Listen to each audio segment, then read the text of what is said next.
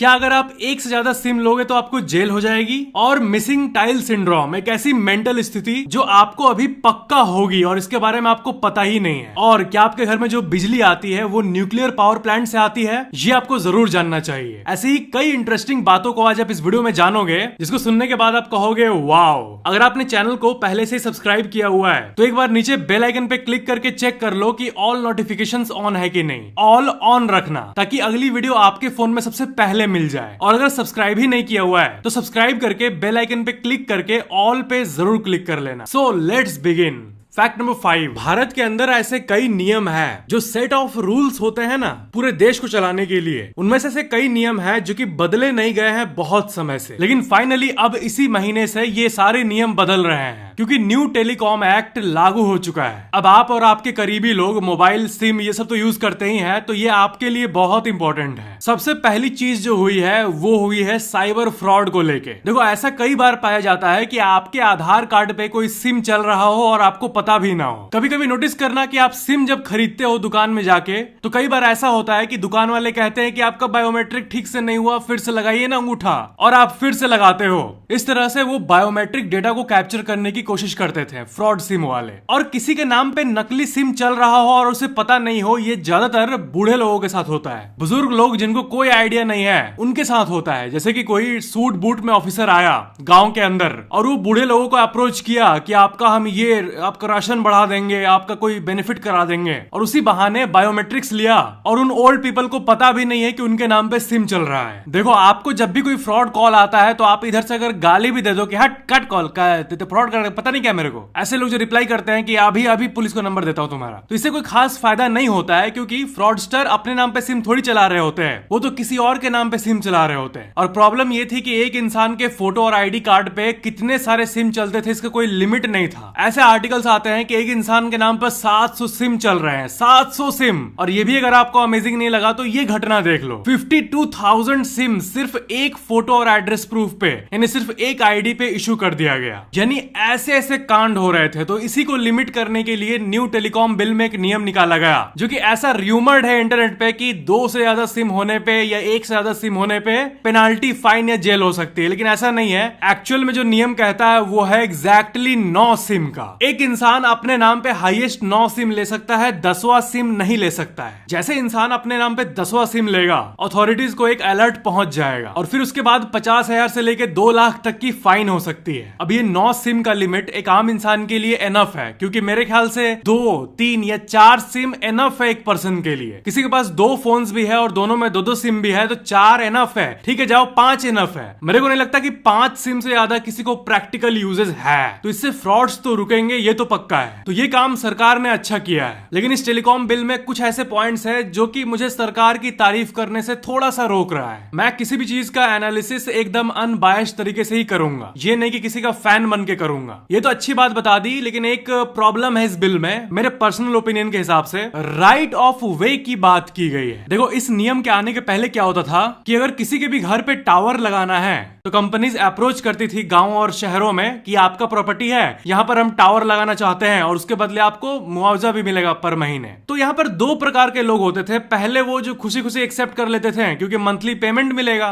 लेकिन दूसरे वो भी लोग थे जिनको अननेसेसरी नॉइज नहीं पसंद था जनरेटर्स का। या फिर ये बात साइंटिफिकली प्रूवन तो नहीं है, लेकिन ऐसे कई लोग मानते हैं कि उसके हेल्थ इफेक्ट्स भी होते हैं टावर्स के, जो कि साइंस नहीं कहता है वैसे। लेकिन टावर्स का जनरेटर का नॉइज तब भी एक जेन्युइन प्रॉब्लम था लोगों के लिए। लेकिन अब क्या है कि राइट ऑफ वे आने के बाद ये एकदम रोड्स की तरह हो जाएगा। मतलब क्या? मतलब ये कि जैसे कि गांव में आपका जमीन है और वहां पर रोड निकल रहा है और सब कोई ने जमीन दे दिया है रोड के लिए, अच्छे दामों में बेच दिया है, लेकिन आप अपनी जमीन देने से मना कर रहे हो क्योंकि वो आपका प्रॉपर्टी, आपका मर्जी होना चाहिए ना। लेकिन वैसा नहीं होता है। अगर कोई चीज पब्लिक के लिए बेनिफिशियल है, पब्लिक एट लार्ज, लोगों के लिए, तो आपको गांव की जमीन देनी ही पड़ती है हाईवेज या किसी भी इंफ्रास्ट्रक्चर के लिए। तो अब वही चीज टावर्स में हो रही है। अब क्योंकि सिम और नेटवर्क के बिना दुनिया चल ही नहीं सकती, तो इसको एक बेसिक हक माना गया है लोगों का। और अगर किसी जगह पे टावर नहीं है और कोई एक स्पेसिफिक जगह है जहां पर टावर लगने से उस एरिया में सबको नेटवर्क मिल जाएगा, और वो एरिया अगर आपका घर ही हो या फिर आपके घर के आसपास हो, तो आप उसको अपोज नहीं कर सकते।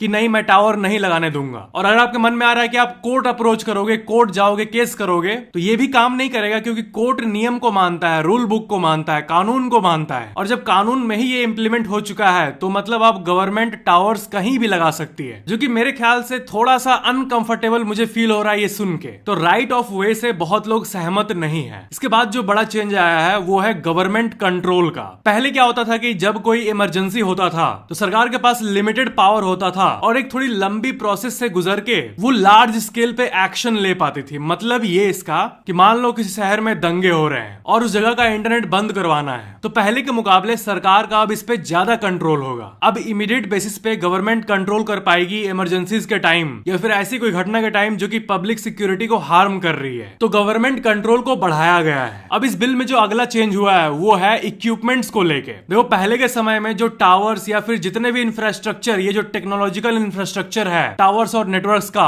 कॉमन डक्ट्स का, इस पे कोई नियम नहीं था कि कहां से हम मंगा रहे हैं। मान लो कोई टावर कंपनी को टावर बनाना है तो उसमें कई चाइनीज इक्विपमेंट्स भी लगते थे। अब चाइना वालों को तो कोई भरोसा है नहीं कि वो क्या सॉफ्टवेयर, क्या हार्डवेयर, क्या फर्मवेयर क्या भर के दे देंगे, और मे भी हिडन रूप से वो रन हो रहा हो और उनके पास डेटा जा रहा हो और हमें पता भी नहीं हो। मतलब ये बहुत दूर की पॉसिबिलिटी है, लेकिन इसको हम नकार नहीं सकते हैं चाइनीज हरकत को देखते हुए। तो इस नियम के हिसाब से जो इंपोर्ट ऑफ इक्विपमेंट्स है वो उन्हीं देशों से होंगी, टावर्स और इंफ्रास्ट्रक्चर इक्विपमेंट्स में, जो कि कंट्री सेफ है, और पोटेंशियली एडवर्शियल नेशंस जैसे कि चाइना, वहां से इंपोर्ट नहीं की जाएगी। और किसी टावर या कोई भी इंफ्रास्ट्रक्चर में अगर चाइनीज इक्विपमेंट्स लगे हैं जो कि नेशनल सिक्योरिटी को हार्म कर सकता है, तो फिर उसको बदलने की ताकत देता है ये बिल गवर्नमेंट को। और सबसे बड़ा चेंज इस बिल में है सैटेलाइट इंटरनेट को लेके। अब जो बाबा आदम का पुराना जमाना का अंग्रेजों का जो नियम था उसमें सैटेलाइट इंटरनेट की जिक्र दूर दूर तक नहीं थी। तो ये एक ऐसी चेंज है जो कि एक्चुअली में रिक्वायर्ड थी बहुत दिनों से। अब भारत का जियो सैटेलाइट हो, एयरटेल सैटेलाइट हो या फॉरेन का स्टार लिंक हो, इंडिया में सैटेलाइट कम्युनिकेशन तो आना ही चाहिए। आपने ट्रेन में सफर करते हुए कई बार नोटिस किया होगा कि जब ट्रेन चलता है तो टावर नहीं पकड़ता है। मैंने तो बहुत मेन रूट्स पे ट्रैवल किया है और यकीन मानो ट्रेन में टावर पकड़ता ही नहीं है। पूरे जर्नी के मात्र 20-30% में मुझे टावर मिल पाता है। तो सैटेलाइट इंटरनेट अगर मिल गया तब आप जंगल में हो, कहीं झील के अंदर हो, गुफा में हो, ट्रेन में हो, कहां हो पता नहीं, लेकिन टावर पकड़ेगा। जस्ट आप भारत के बॉर्डर के अंदर रहो, कहीं भी टावर पकड़ेगा, ऐसा फैसिलिटीज मिल जाएगा। तो जब इसमें इतनी बड़ी चीज आ रही है और कंपनीज का इतना बड़ा प्रॉफिट पोटेंशियल है इस चीज में, तो इसको लेके जो नियम है वो भी नए बिल में पेश किया गया है, जिससे होगा ये कि अब कुछ सालों में सैटेलाइट ब्रॉडबैंड आ जाएगा। एक और बड़ा चेंज जो आया है वो है आपके लिए। अभी तक क्या होता था कि आपके पास कोई सिम है, कहीं टावर नहीं पकड़ रहा है, तो कोई प्रॉपर ग्रीवेंस रिड्रेसल मैकेनिज्म नहीं था। यानी कि आप क्या करते थे, कस्टमर केयर कॉल करेंगे और वो तो रोबोट की तरह बात करेंगे, हाँ आपका कॉल रिकॉर्ड हो सकता है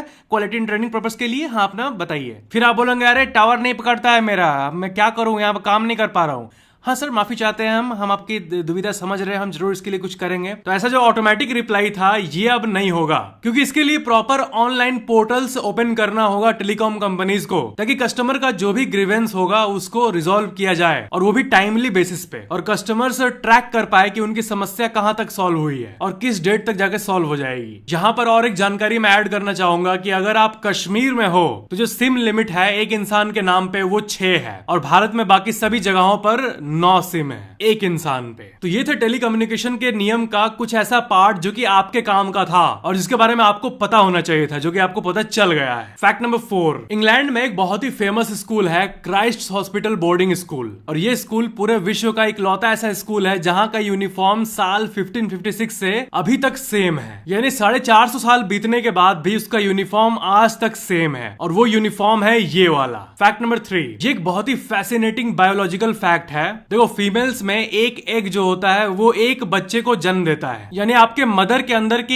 एक एग से आप जन्म लिए हो। पर अमेजिंग बात यह है कि जब एक बेबी गर्ल जन्म लेती है तो उसके बॉडी के अंदर 2 मिलियन यानी 20 लाख एग्स रहते हैं ओवरी के अंदर, लेकिन पूरे लाइफ टाइम में पीरियड्स और जो मेंस्ट्रुअल साइकिल होता है पूरे 40-50 साल के लाइफ में सिर्फ 400 से 500 एग्स रिलीज होते हैं, यानी 99.999999% एग्स ग्रेजुअली डिस्ट्रॉय हो जाते हैं और बॉडी एब्जॉर्ब कर लेती देती है और इस प्रोसेस को आर्ट्रेशिया कहते हैं। और पूरे लाइफ टाइम में 400 से 500 एग रिलीज होते हैं और उसमें से एक एग से एक बच्चा जन्म ले लेता है। लेकिन ये कितनी गजब बात है कि जैसे एक बेबी गर्ल जन्म ली, उसके अंदर तभी 2 मिलियन एग्स रहते हैं। फैक्ट नंबर 2, ये एक साइकोलॉजिकल फैक्ट है, साइकोलॉजिकल फैक्ट जो कि आप बहुत पसंद करते हो। क्या आपने कभी मिसिंग टाइल सिंड्रोम या फिर मिसिंग टाइल्स इफेक्ट के बारे में सुना है? ये बहुत ही इंटरेस्टिंग से एक साइकोलॉजिकल फेनोमेनन है। एक बहुत ही अमीर इंसान था, उसने करीब 990 करोड़ रुपए का घर बनाया था। सबसे जो इंपॉर्टेंट पार्ट था वो था रूम का टाइल्स। सबसे महंगा था वो था रूम का टाइल्स। तो इस फोटो में जो आप एक एक टाइल देख रहे हो वो 10-10 करोड़ का टाइल है। लेकिन उस रूम में सिर्फ एक जगह ऐसा था जहां पे एक नॉर्मल टाइल था, यानी लोकल मार्केट से लाया गया कुछ हजार रुपए का टाइल। तो अब ये बात सबको पता थी और ये लोकल टाइल इसलिए लगाया गया था क्योंकि घर को टाइम पे फिनिश करना था। और जो विदेशी टाइल था वो स्पेसिफिक कलर का स्टॉक खत्म हो गया था और वो सेम लग्जरी टाइल 6-7 महीने बाद आने वाला था। तो इसलिए उस जगह एक लोकल टाइल को फिट कर दिया गया। लेकिन जब फाइनली घर बनने के बाद लोग घर को देखने आए तो उनका नजर अक्सर वही बीच वाला टाइल पे जाया करता था कि इतना हर जगह इतना परफेक्ट सिमेट्रिकल टाइल्स लगा हुआ है, तो बीच में ये बिरयानी में इलायची क्यों? और फिर जितने लोग आए सबका नजर इसी पे जाता था क्योंकि ये सिमेट्रिकल नहीं था और लोग इसी को लेकर कंप्लेन करते रहते थे। तो आप यहाँ पे देख रहे हो विनोद क्या हो रहा है। वो लोग लिटरली भूल गए कि बाकी टाइल्स करोड़ों का है और उनका वैल्यू क्या है। उनमें से सिर्फ एक टाइल खराब है तो उनका नजर उस पे ठीक जा रहा है, उस पे कमेंट्री हो रही है, लेकिन बाकी टाइल पे सो टू स्पीक किसी का फोकस नहीं जा रहा उतना। महंगे वाले टाइल्स इतना सारा लगा हुआ है, उससे ज्यादा फोकस उस एक मिसिंग टाइल पे जा रहा है। तो साइंटिफिक स्टडीज के हिसाब से इंसानी दिमाग भी बिल्कुल इसी तरह है। साइकोलॉजी ये कहती है कि इंसानी दिमाग अक्सर नेगेटिव चीजों को ज्यादा देखता है। जैसे कि आपके लाइफ में ठीक ठाक अच्छी खासी पॉजिटिव चीजें भी हुई होंगी, लेकिन नेगेटिव चीजों पे ज्यादा ध्यान जाता है। और इसमें कोई बुरी बात नहीं है, जाना भी चाहिए, तभी तो लाइफ इंप्रूव होगी। मैं बस ये बता रहा हूँ कि साइकोलॉजी और इंसानी दिमाग ऐसे ही काम करता है। हमारा दिमाग अक्सर मिसिंग टाइल पे फोकस करता है कि क्या नहीं है, जो है भले वो कितना भी वैल्यूएबल हो वो नहीं दिखता है। क्या नहीं है और क्या रॉन्ग हो सकता है, क्या गलत हो सकता है, उस पर ज्यादा फोकस जाता है नेचुरली। आपको कुछ करना नहीं पड़ता, दिमाग खुद ब खुद ही नेगेटिव की तरफ जाता है। और ये काइंड ऑफ थोड़ा सा एडवांटेजेस होता है क्योंकि नेगेटिव पे दिमाग जाएगा तो वो प्रॉब्लम दिमाग फिक्स करने की कोशिश करेगा। लेकिन किसी किसी में ये चीज बहुत ही ज्यादा होती है, ऐसे लोग जो कि पॉजिटिव चीजों को जरा भी नहीं देखते हैं और नेगेटिव चीजों पे 99% फोकस होता है। और इसी को टेक्निकली ओवर थिंकिंग कहते हैं। साइकोलॉजी की दुनिया में आपको कई किताबों में इस मिसिंग टाइल का जिक्र मिल जाएगा। इसको मिसिंग टाइल इफेक्ट भी कह सकते हो, मिसिंग टाइल सिंड्रोम भी कह सकते हो साइकोलॉजी की भाषा में, जो कि किसी किसी में बहुत ज्यादा होता है, तब इसको सिंड्रोम कहा जाता है, यानी कोई बीमारी, हद नेगेटिव सोचने की बीमारी। फैक्ट नंबर 1, पूरे भारत में बिजली प्रोड्यूस होता है और शहरों में जाता है। बिजली प्रोड्यूस करने के कई तरीके होते हैं, टिपिकल कोयला, हाइड्रो पावर यानी डैम्स वाले बिजली, ग्रीन एनर्जी, न्यूक्लियर। तो मेरे ख्याल से आपको ये जानने में बहुत मजा आएगा कि पूरे भारत को ले लें, इंडिया को, तो एकदम अभी के समय आज की बात करें तो कितना बिजली किस सोर्स से आता है। क्या ऐसा है कि 10-20% ग्रीन एनर्जी से आता है, कुछ परसेंट न्यूक्लियर से भी तो आता होगा ना, न्यूक्लियर पावर एनर्जी। तो स्टैट्स आखिर कितना है? तो ये देखो, ये है इंडिया का करंट स्टैट्स। अभी भी आधे से ज्यादा बिजली 55% कोल से आता है, 12% हाइड्रो पावर है, 27% रिन्यूएबल सोर्सेज से आता है और सिर्फ 2.8 यानी 3 मान लो 3% न्यूक्लियर से आता है। न्यूक्लियर सुनने में ही एक डर सा लग जाता है, पता नहीं क्यों। अब मैं पढ़ लेता हूँ आप लोगों के कुछ कमेंट्स।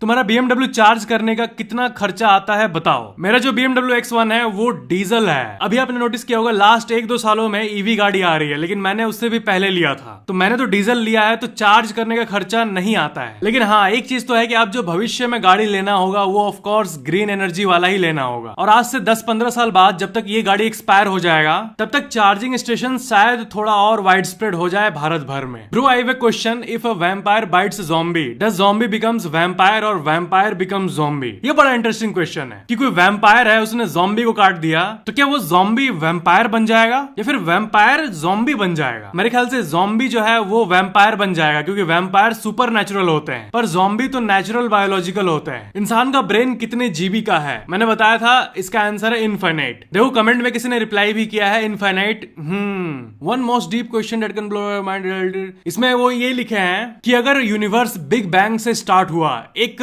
पॉइंट था जब गैसेस फटे और ये ब्रह्मांड एग्जिस्टेंस में आया, तब इनका सवाल ये है कि गैसेस जो है वो कहां से आए। ये बहुत ही इंटरेस्टिंग सवाल है कि जब बिग बैंग के पहले कुछ भी नहीं था, nothingness, total emptiness in the universe, तो जो पहली गैसेस और जो पहला एक्टिविटी है वो कैसे हुआ? और ये बहुत ही लॉजिकल बात है। और इससे और एक सवाल निकलता है कि अगर गॉड एग्जिस्ट करते हैं तो गॉड जब एग्जिस्ट नहीं करते थे तब क्या था, और तब जो था क्या वो गॉड के बियॉन्ड था? ये बहुत ही इंटरेस्टिंग क्वेश्चन है, लेकिन मेरे ख्याल से ये सब सोच पाना इंसानी दिमाग के परे है। दिमाग फट जाएगा लेकिन इसका आंसर नहीं मिलेगा। और जो घंटों मेडिटेट करते हैं, दिमाग को 90% काम कर लेते हैं, मे बी उनको ये सब पता चल जाए। नॉर्थ ईस्ट का बंदा नहीं चढ़ा ट्रेन पे। अच्छा, जो पिछले वीडियो में मैंने फैक्ट बताया था कि 4% लोग ट्रेन पे नहीं चढ़े, तो हाँ, जैसे कि आप कह रहे हो कि आप नॉर्थ ईस्ट से हो और आप नहीं चढ़े हो कभी ट्रेन पे, तो हाँ ऐसे ही होता है। ऐसे ही जो थोड़े कट ऑफ रीजन्स हैं जो कि शहरों से उतना कनेक्टेड नहीं है और स्पेशली गांव, वहीं से जनरली वो लोग आते हैं जो कि ट्रेन पे नहीं चढ़े हैं। बाकी शहर में जो लोग रहते हैं उसमें तो 99.99% लोग चढ़ चुके हैं ट्रेन में। इलेक्ट्रॉनिक वेस्ट में इंडिया इसलिए पीछे है